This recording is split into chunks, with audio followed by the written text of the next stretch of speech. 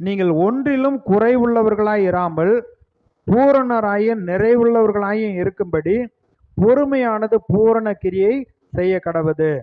அந்த எல்லாவற்றிலும் நம்ம குறையே இல்லாம நிறைவா இருக்கிறதுக்கு கொஞ்சம் பொறுமை பூரண கிரியை செய்யணுமா. அடுத்து சொல்றாரு, உங்களில் ஒரு ஞானத்தில் குறை உள்ளவனாயிருந்தால் அவர் யாவருக்கும் சம்பூர்ணமாய் கொடுக்கிறவரும் ஒருவரையும் கடிந்து கொள்ளாதவருமாகிய தேவனிடத்தில் கேட்க கடவன், அப்பொழுது அவனுக்கு கொடுக்கப்படும். உங்க விசுவாசத்தோடு கேட்க கடவன். சந்தேகப்படாம விசுவாசத்தோட கேட்கணுமா. சந்தேகப்படுகிறவன் காற்றினால் அடிபட்டு அலைகிற கடலின் அலைக்கு ஒப்பாய் இருக்கிறான். இப்படிப்பட்ட மனுஷன் தான் கர்த்தரிடத்தில் எதையாகிலும் பெறலாம் என்று நினையாதிருப்பானாக. அப்ப என்ன சொல்றாரு, விசுவாசத்தோடு கேட்க வேண்டும்.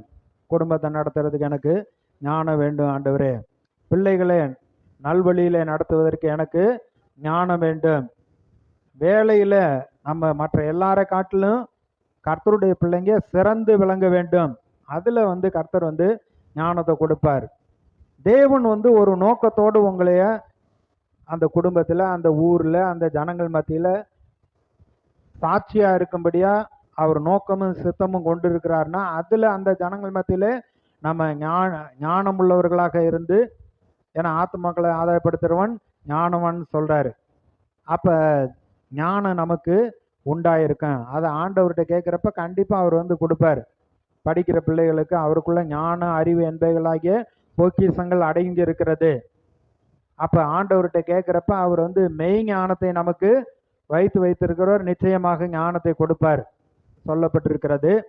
கர்த்தர் அவனுக்கு சொப்பனத்துல தரிசனமாகி உன் விருப்பம் என்ன அப்படின்னு கேட்கிறப்ப அவன் என்ன சொல்றான், ஆண்டவரே இவ்வளவு திரளான ஜனங்களை நியாயம் விசாரிப்பதற்கு நான் வாலிபனா இருக்கிறேன், நான் எம்மாத்திரம், ஆகையினால இந்த ஜனங்களை நடத்துவதற்கு வேண்டிய எனக்கு ஞானம் வேணும்னு சொல்லி கர்த்தர்கிட்ட கேட்குறான்.